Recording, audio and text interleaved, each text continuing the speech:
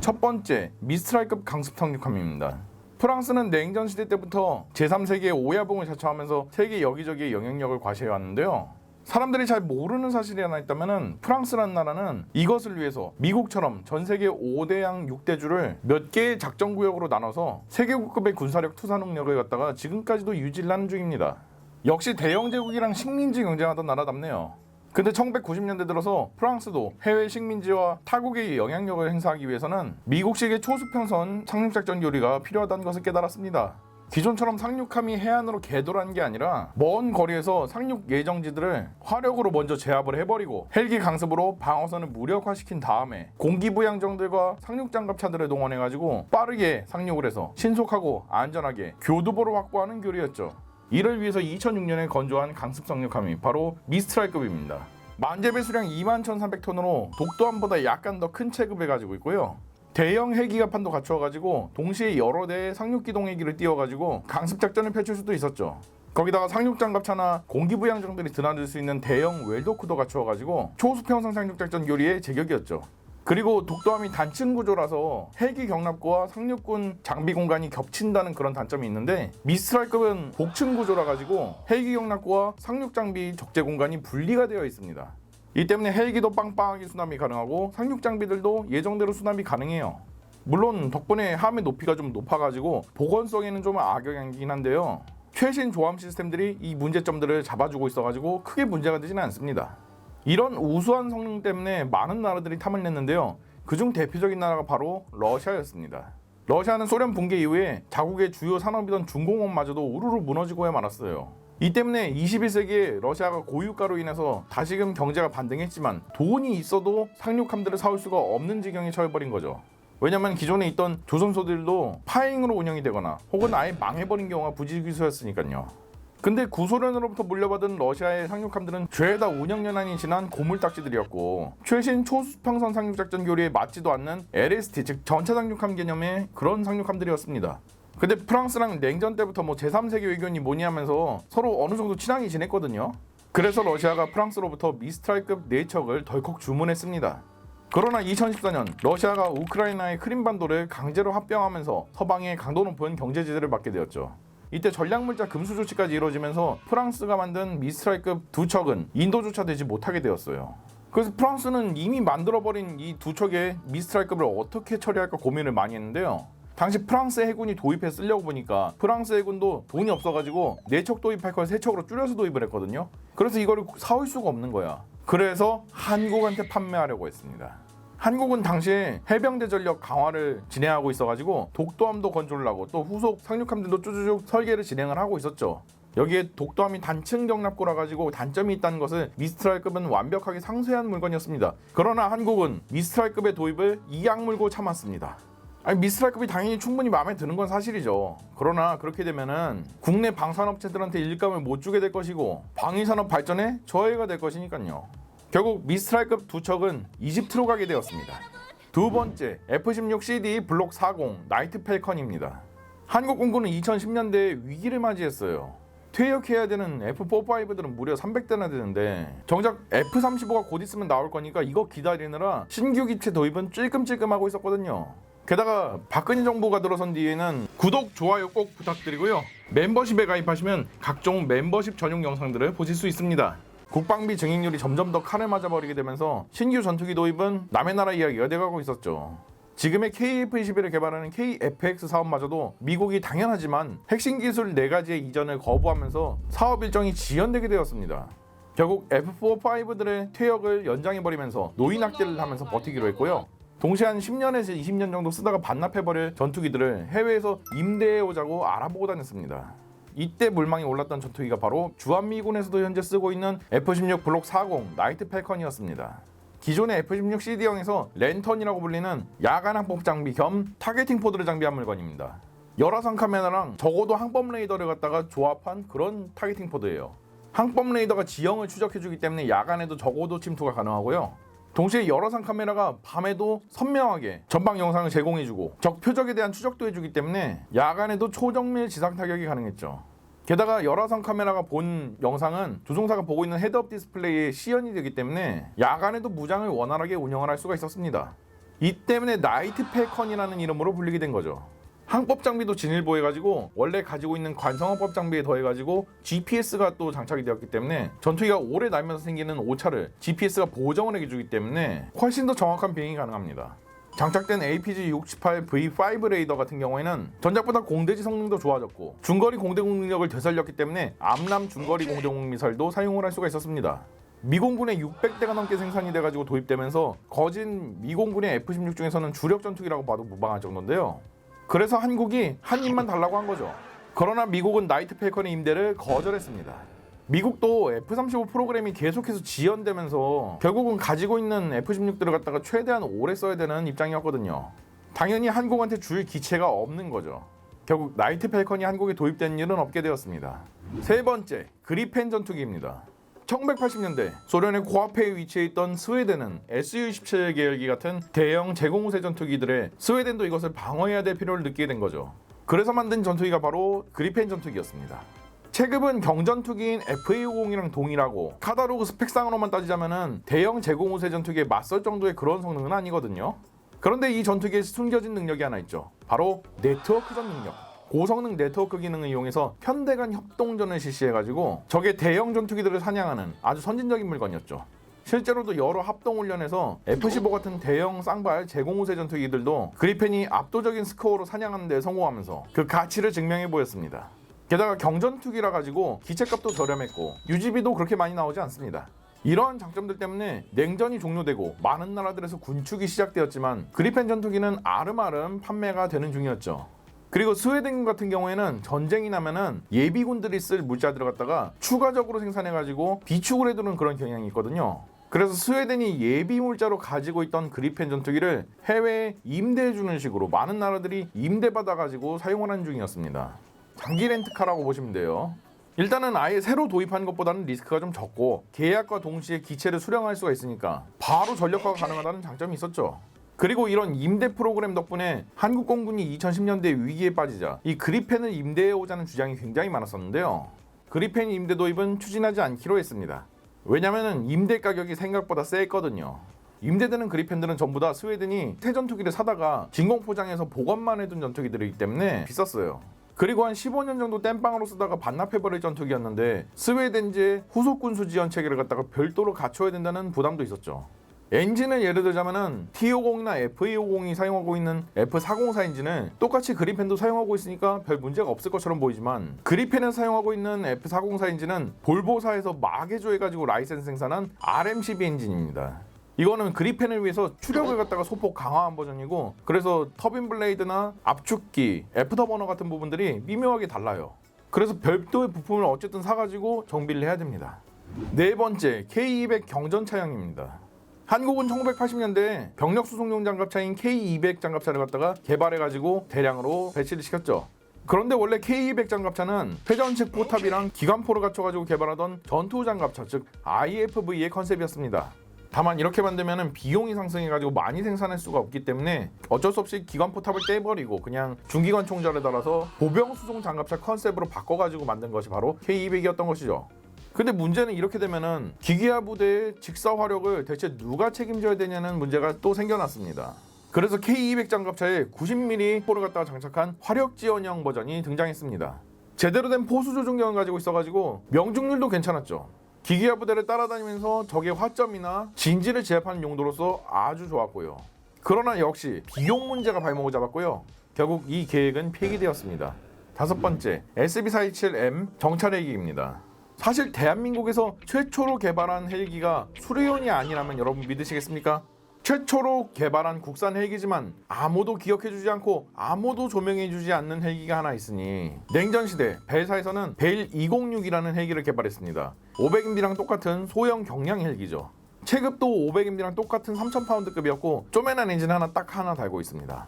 그리고 500MD랑 마찬가지로 굉장히 저렴한 가격을 내세워가지고 베스트셀러 헬기였죠. 그러나 세월이 지나서 벨 206 모델도 시대에 뒤처지기 시작했어요. 단발 엔진이라서 안정성도 떨어졌고 힘이 너무 약해가지고 산악지대에서 운영은 어려웠었습니다. 이때 한국의 삼성항공이 벨사에게 접근해왔죠. 1990년대 한국은 500MD를 대체해가지고 소형 정찰 헬기를 갖다가 대량으로 사오는 KLH 사업을 시작했어요. 그러나 이 사업이 파행으로 돌아가면서 지연이 돼버리자 삼성항공이 뭔가 세일즈를 내볼 긴 틈이 생겼던 것이죠. 자세한 사항은 KLH 편 영상을 보시면 이해가 빠르실 겁니다.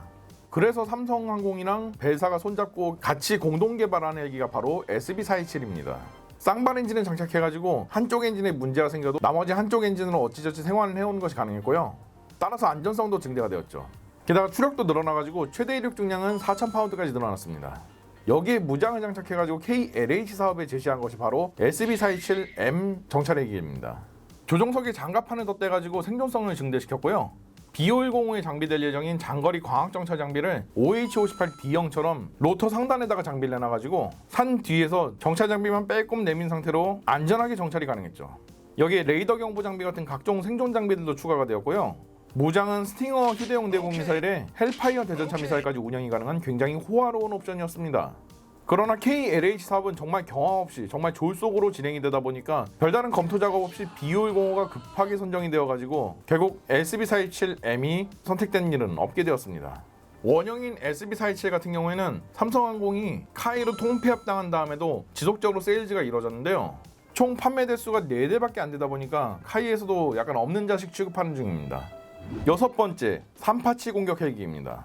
삼성항공은 SB427M의 실패에 주눅들지 않고 지속적으로 헬기들을 개발했는데요. IAF로 인해서 삼성항공이 카이에 통폐합당한 다음에도 삼성항공 사업부에서는 꾸준히 헬기 개발을 이어나갔습니다. 그리고 2002년 당시 카이 소속이었던 삼성항공 공장에서 미국제 아파치 공격 헬기의 동체를 생산해서 납품하는 계약을 따오게 되었는데요. 이때 아파치 공격 헬기의 동체를 생산해본 경험을 토대로 2000년대 중반에 자체적인 공격 헬기 플랜을 내놨습니다. 그래서인지 딱 봐도 아파치랑 똑같이 생겼죠. 이때는 당시 밀덕들이 삼성에서 만든 아파치라는 의미로 삼파치 공격 헬기라고 부르기도 했었습니다. 마침 IAF 체제에서 이제 우리나라가 탈피해가지고 경제가 좀 살아나면서 이 삼성항공에서 삼파치 공격 헬기를 한번 제시를 해봤는데요. 그러나 이후에 아예 AHX 사업을 통폐합되면서 이 삼파치 공격 헬기 프로젝트는 없어지게 되었죠. 일곱 번째, M198 155mm 견인포입니다.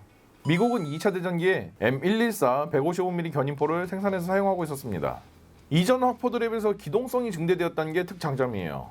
포차에 걸어가지고 이동하게끔 만들어져가지고 공합식 브레이크도 장비되는 등 선진적인 부분이 많았습니다. 그러나 운영 인원이 11명이라 가지고 너무 사람이 많이 필요하다는 단점이 있었죠. 게다가 단포신 곡사포라 가지고 사거리가 14km로 짧다는 단점도 있었고요. 그래서 1968년 미국은 새 155mm 견인포를 개발했는데요. 그것이 바로 M198입니다. 장포신에 39구경장 곡사포를 장비해놔가지고 사거리는 일반 고폭탄 기준 24km 그리고 로켓 추진탄인 랩탄 기준으로 30km까지 늘어났죠. M114 대비 거의 사거리가 2배가 늘어난 셈이었습니다. 운영 인원은 8명으로 줄어들었고 여기에 제트기까지 장비되어가지고 반동도 훨씬 줄어들었습니다.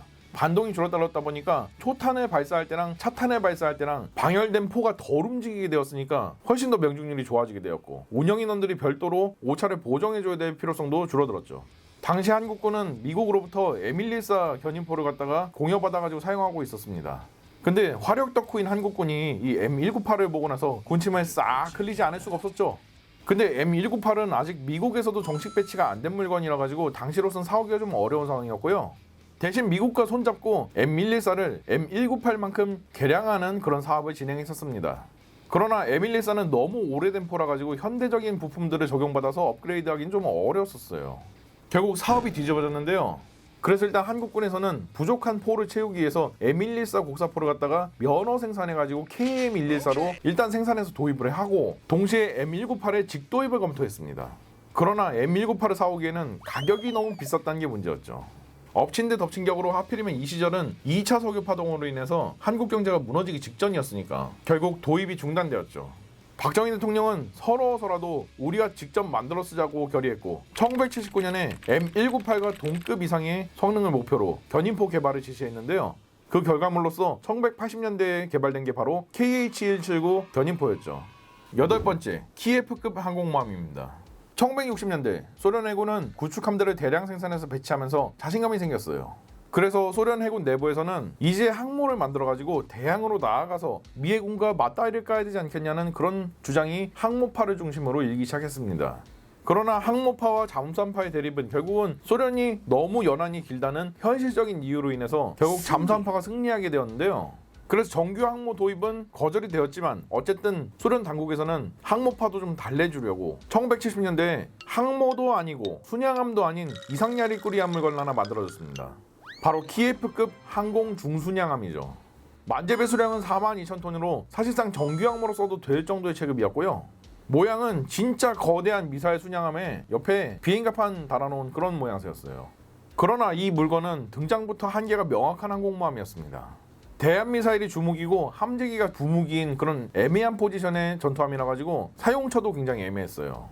호위가 필요하지 않는 항공모함 개념으로 나왔는데 정작 대형함이라 가지고 일반적인 전투 목적으로 쓰기에는 격침당하면 리스크가 너무 크기 때문에 결국은 호위를 받아야 돼요.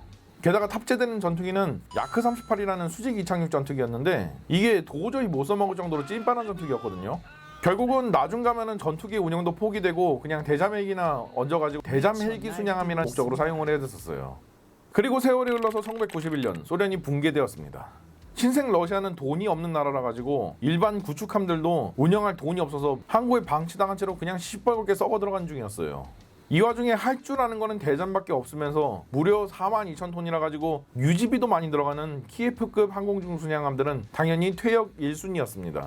게다가 4척 중에 3척이 사고로 인해서 기동이 불가능한 상황인데 이걸 수리할 돈도 없었거든요. 그래서 고철 목적으로 그 중에서 2척을 한국한테 팔아버렸어요. 그러나 단순히 고철로 들어왔다고 하면 제가 이 무기를 한국이 도입할 뻔한 무기 시리즈에 넣지는 않았겠죠.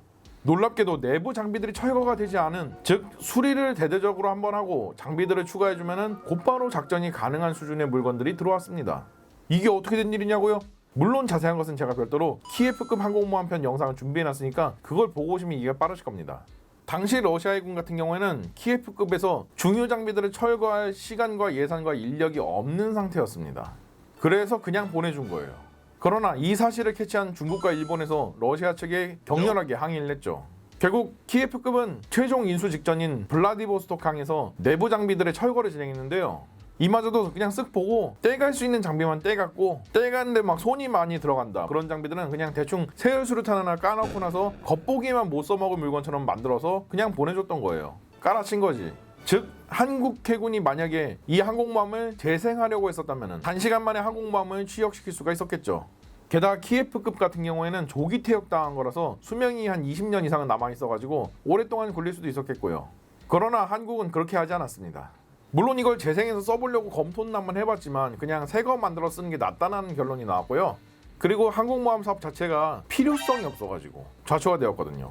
자세한 사항은 왜 항공모함이 한국에게 쓸모가 없는가라는 것에 대해서 분석한 영상을 보고 오시면 이해가 빠르실 겁니다. 9번째, 합동화력함입니다. 냉전기의 미 해군은 16인치 함포를 장비한 아이오와급 전함을 운영하고 있었습니다. 이걸 화력 지원 용도로 썼는데 너무 낡았고 또 너무 거대해가지고 유지비도 많이 먹었습니다. 게다가 함포는 미사일에 비해서 사거리나 명중률이 떨어질 수밖에 없죠. 이 때문에 거대한 컨테이너선에 500발 정도의 대지 타격용 미사일을 갖다가 달아가지고 화력 지원용으로 쓴다는 정신나간 컨셉의 그런 전투함을 기획했는데요. 그것이 바로 아스널 10입니다. 그러나 냉전이 끝나고 군축 붐이 일자 이 계획은 사장되게 되었죠. 그러나 이 계획은 놀랍게도 한국에서 부활하게 되었는데요. 2010년대 북한이 핵무기와 장거리 미사일들을 우르르 개발하면서 한국을 위협하자 한국도 최소한의 억제력을 유지하기 위해서 대량진 보복이라는 전략을 채택했습니다. 이게 뭐냐면은 북한이 핵을 쏘면은 한국도 대량의 재래식 탄도미사일을 갖다가 왕창 그냥 때려박아가지고 보복하겠다는 계획인데요.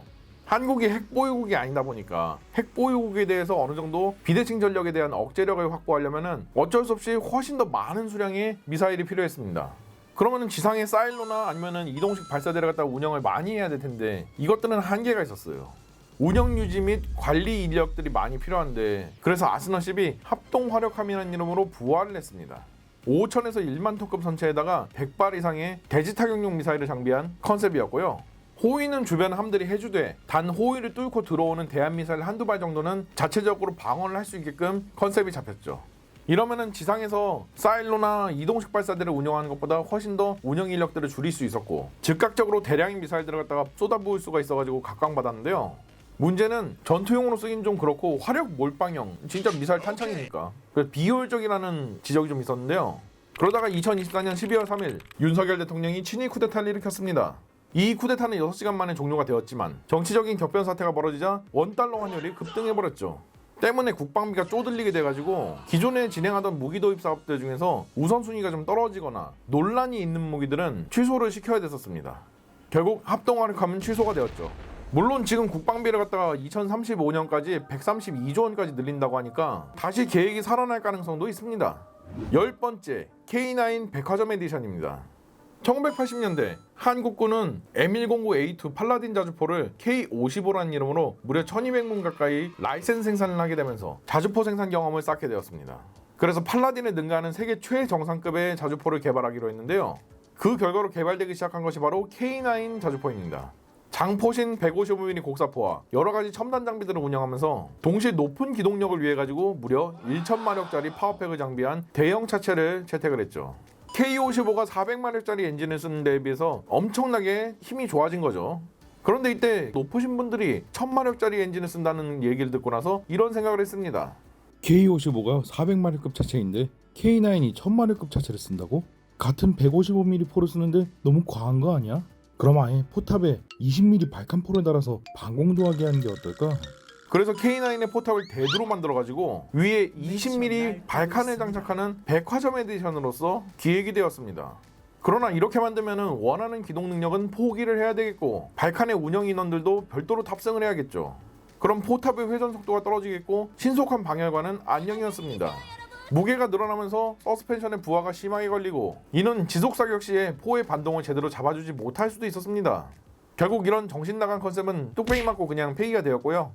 덕분에 K9 자주포는 지금 우리가 보듯이 세계 최정상급 자주포로서 탄생할 수가 있었죠. 잘 보셨나요? 제가 다음 편도 한번 기획해 보도록 하겠습니다.